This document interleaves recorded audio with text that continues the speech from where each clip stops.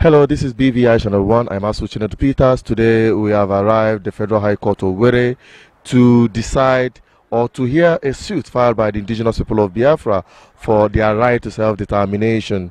This case is ongoing at Federal High Court of Owerri, and the Biafran people have gathered from all nooks and crannies of the Biafran land and by extension other parts of Nigeria to hear the judgment or a pronouncement on whether or not the Biafran people have right to self-determination, and as well the application made by the chief counsel to the Biafran people, the indigenous people of Biafra, made an application on the proscription of IPOB. All of that is what the Biafran people have gathered to hear today in court. But getting to the court today, they got the shocker, and that is why we are here to hear it from the horse's mouth, the senior advocate of Nigeria representing the indigenous people of Biafra in this case. Hello, sir.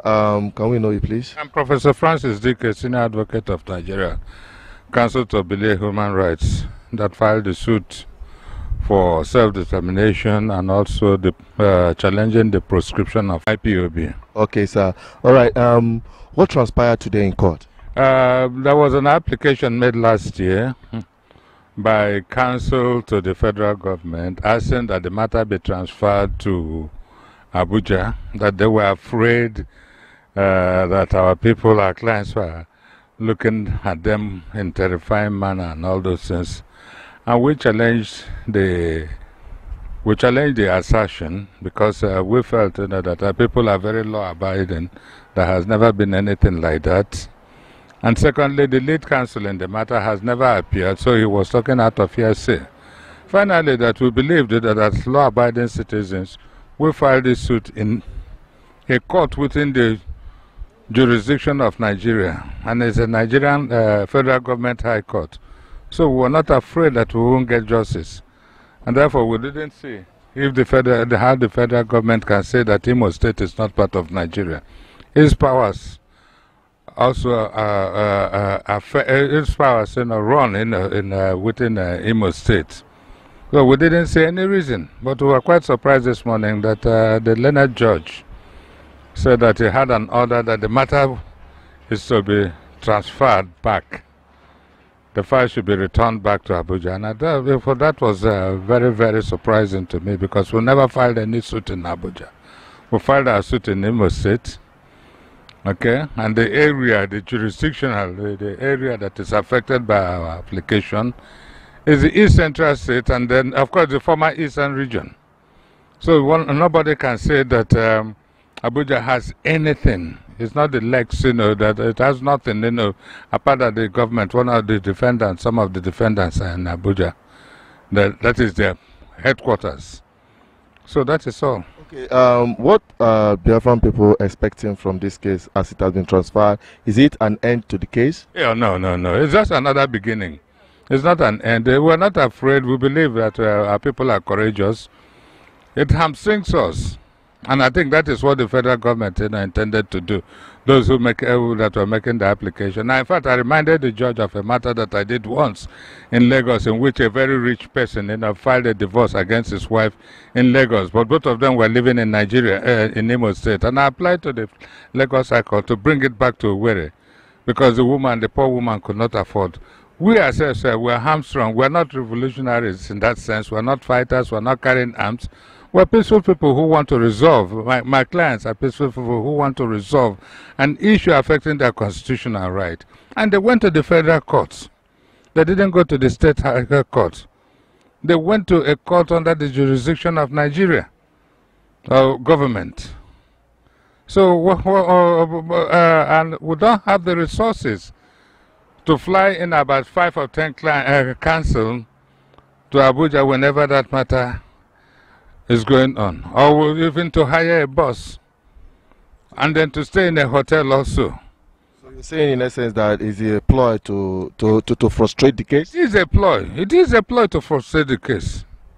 It is a ploy. By the international law standard, do you think that the Biafran people have right to take this case outside, since it has to do with human rights and the world charter for right of indigenous people. Do you think that the Biafran people, the indigenous people of Biafra, have the right to now say this case has proven that the Nigerian judiciary lack the competence to pursue this? Is that what? What you say about the Nigerian judiciary lacking the competence?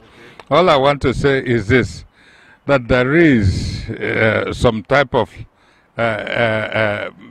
break in procedure, in continuity in this matter, and that yes, one can take it outside Nigeria, but I believe the Nigerian nation should be strong enough to receive challenges. When a whole government can cower, when a whole system can break down, because what has happened today is a breakdown of the judicial system in Nigeria. How can you say that a state high court, a court of the federal government that is sitting in a part of the federal government, is not competent to hear a case involving the federal government and its citizen? That's a break.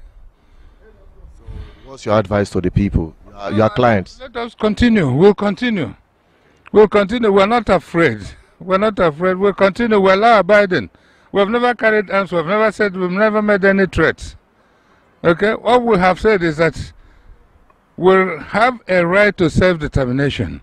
We also ask whether the issue that in Nigeria that says that one is indivisible, whether it's an absolute concept, and that in all constitutions, even the Act of Union of England and Scotland says this union shall be forever. There is a referendum for it.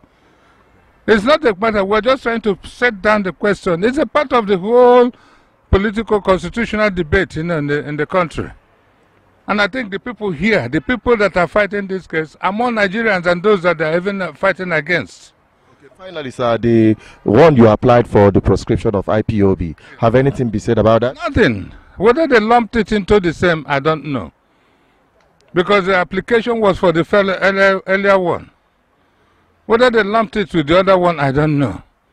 But if they do that, that will be height of, I mean, it will be very embarrassing. Well, will you tell your clients, what will you advise your clients on the next step you are about to take?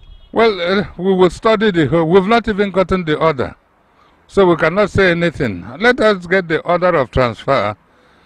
We wrote a letter, you asked us to make a contribution, we made a contribution. Nobody has told us what is the result. It was a new one on us today in the court.